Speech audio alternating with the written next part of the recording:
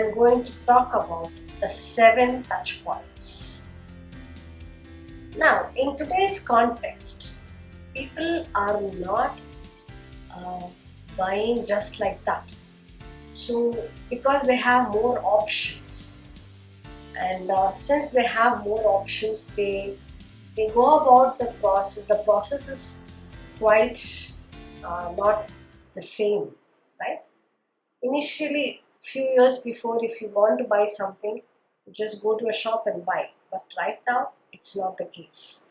First, you do your own research before even you want to buy, right? Now, if someone has to come to you instead of going to your competitors, then you must be present in certain places. Otherwise, you'll be missing out the opportunity. Before even someone come to your clinic or hospital, how you are in front of them, suggesting them that you are the person who can solve their problem, right? Or you are the place where they get solution for the problem that they are facing. As I mentioned, today the purchase cycle is not linear, right? It is a lengthy process, and it takes its own time unless the person is very in a very emergency situation. He or she takes informed decision. But whatever the decision they take, actually, it is psychologically motivated. It's not based on facts alone. Most of the times, though the facts are not encouraging for them to buy, they buy it emotionally, based on their emotion. So more than the facts, it's the emotional touch or the emotional connect that you can offer to your clients. The numbers they can ignore, but not the emotional connect. So your presence to add that emotional connect is extremely important. Let us see what are all the 7 steps the customer takes to come and purchase or come to you, right?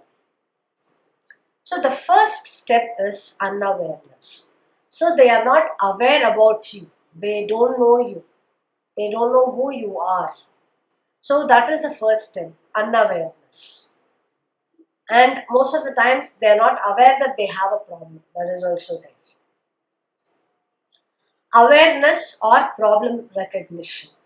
Now, after going through certain things, they may realize that they need help, or they are searching for solving their problem, and they are getting to know about you. So they are becoming aware of you or your brand. Next is interest or education. So as they are seeing you, it forms interest in them to know more about you and find out whether you are the person to whom they can come, they can approach. The next is consideration. Then they think of coming to you, but they are just making choices. Like they are cross-checking things whether to come to you or go to someone else. Then justification. Then the next stage is they justifying, no, after going through many things, they are justified that yes, you are the person to whom they have to approach. Then they go with the purchase decision, and then how you offer post-purchase support after they come to you, how you give them value and how you nurture them. That will make them come to you repeatedly, or that will make them to refer you to others. So this is the cycle of how people look before even they purchase. Now, let us take an example. If someone is Google's like searching on Google of a doctor nearby and what is going on in their mind, right? So unawareness to awareness to interest. So in all these places, you have to be there. Then the chances of people coming to you will be on a higher side. Now, what are all the touch points that you can be available? I was talking about the 7 touch points. These are the 7 steps. Again, this is also the touch points. But in these touch points, what are you offering? Where are you? Now, the first place that you can think about online is your website. If you look at the same thing offline, maybe it is your board, your name board. That will be the touch point, or your visiting card. That will be a touch point. If you had gone for networking, you share your card, right? People are not aware of you. You give your card. They are okay. They know something about you. So that becomes your awareness. So that becomes the touch point. When it comes to website, now in your website, what is the type of content that you are going to give? That boils down to what is your objective of having a website. Now, why you want to have a website? Do you want to educate your customers? Do you want to generate leads online? Do you want to show your services, various services that you have, or you want to sell directly? And you can also offer the sell. It can be products or teleconsultation, right? So what is your objective? And based on that, you can add content. Or you want to do all these aspects, you should have certain content accordingly so that whenever a visitor comes to your website, they should be able to see. Now, when it comes to you going for paid ad, in marketing, you can focus in all. Paid ad, there should be only one goal. You must have only one goal. And when you are going for paid ad, driving audience to your website is not the right idea. I'll be talking about tools in the last. When you are going for ads, you must not, when you're going for ads, you should have only one goal when you're going for ads. Either you want to bring more traffic, or you want to generate leads, or conversions.